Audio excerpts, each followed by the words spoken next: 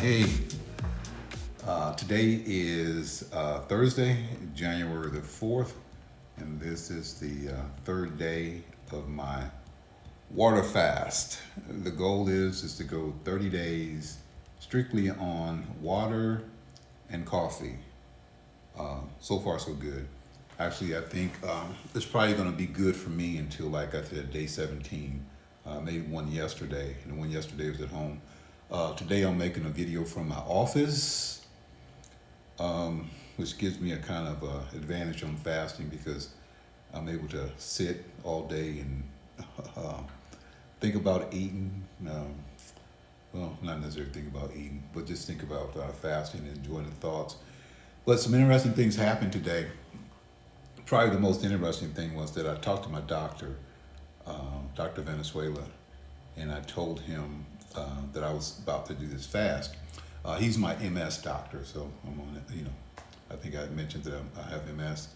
But we had a teleconference today, and what's interesting about Dr. Venezuela, when I first met him, it was right after coming back from Mexico. I'm gonna have to tell you that story. Being in Tijuana, Mexico, seeking stem cell treatments for MS treatment. I was there for I think 6 weeks. Me and my wife were there trying to get stem cells treatment. But anyway, I'm talking to Dr. Venezuela and I'm telling him about my 30-day fast that I'm doing, and he got so excited.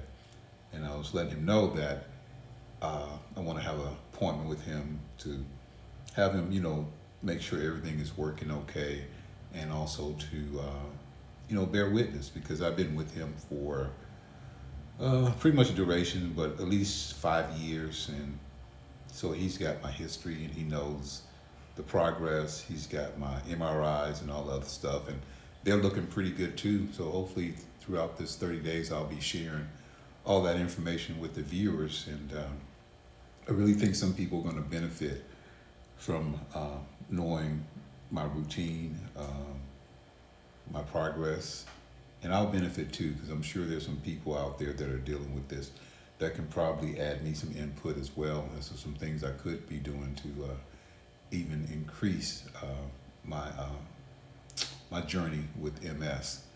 But anyway, I was talking to Dr. Venezuela and I'm telling him that I'm going to do this, and I told him I'll be sending him links and everything like that. And he was really excited because in the MS community, especially with primary progressive MS, which is the form that I have, there's very little that they can do. There is one drug that I'm taking now that seems to be working. And, I don't know. I mean, I can't discount it, but I know it's working better with the fasting. I was talking to a friend today and I was telling him about my fasting journey, and I was mentioning to him about mental health. Everything nowadays is mental health, right? If you shoot somebody, mental health. If you trying to get out of the court, mental health. If you don't want to go to work, mental health. If you don't want to go to school. But anyway, if you really want to challenge your mental health as well as your physical health, imagine what type of mental health you would need to obtain in order to fast, let's say 8 hours, maybe 24 hours, 72 hours, a week, 15 days, 20 days. I know about 24 because that's the longest time I've went so far on water fasting, but can you imagine 30 days of water fasting and carrying out your normal routine? Because last night was it was probably my toughest night. It's typically the second and third day are the toughest days if you decide to and prepare to do a long fast. Anytime when I say long fast, that's more than 3 days. But boy, I was tired, and one of the things that I think you need to be aware of is that when you first start, one of the hardest things to do is to go to bed without eating, or just go to bed on an empty stomach, right? Because there's a big difference between being hungry and going to bed on an empty stomach, right? Because sometimes you could be satisfied, but just want that snack or something like that. But that sleep time is, that's a part of probably the best part of the fast. Oops, sorry about that. I got a motion sensor in my office and it just went off, so sorry about that. But to be able to go to bed, go to sleep um, after you're fasting, especially a long-term fast, and this is turning into a long-term fast because this is going into my fourth day, it's easier than you think.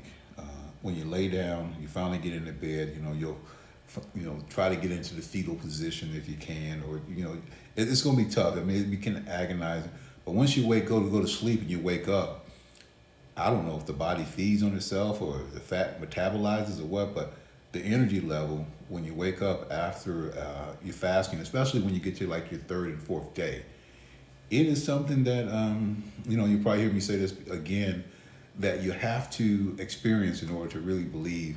How could you be more energetic after not eating 2 or 3 days, waking up, and then all of a sudden, you get up in the morning. Like this morning, I got up. I think it was about 4:30. The first thing is always crawl out the bed and I get on the floor and I start doing my little halfway exercises, which maybe I'll show at some point later on. And then I got some kettlebells. I got some exercises that I do with them, and wash up and stuff like that. And then I try to leave home approximately about 6:30 a.m. 6:40, so I can get to work at 4. When I say get to work, I have my own office. It's more like a man cave. And then I have a Viber therapy machine. I'll show that one day too. A lot of stuff that I do. But on that machine, I was on it for 40 minutes this morning.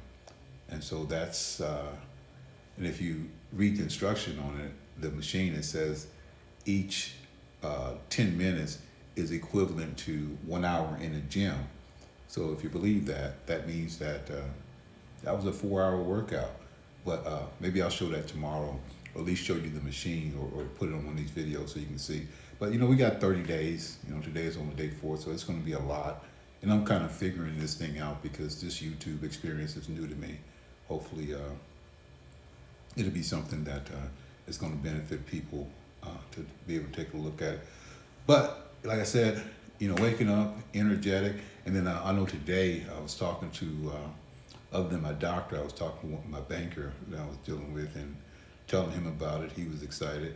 I think most people can understand fasting. I was talking to one of my tenants too, and I was just telling her, fasting is one of the few things that all 4 major religions find benefit in fasting from their parishioners. So if you look at any of the large predominant religions, some form of fasting is considered to be beneficial. And I really think for anyone, healthy or unhealthy, want to be